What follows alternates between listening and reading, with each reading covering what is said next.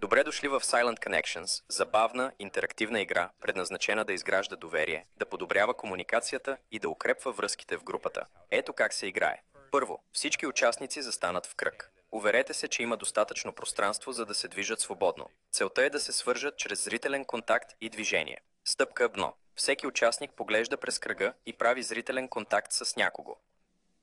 Тази връзка е ключът към играта. Стъпка 2.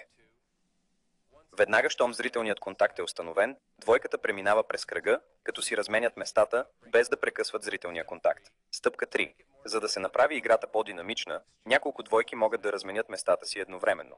Целта на групата е да се увери, че всички се включват в размяната. Започнете като играете в тишина, фокусирайки се върху зрителния контакт и движението. Когато групата свикне, разменете поздрави или комплименти при среща в средата на кръга. Помнете, физически контакт не е позволен по време на размяната. И така играете Silent Connection. Това простичко, но силно упражнение насърчава връзката, екипната работа и забавлението.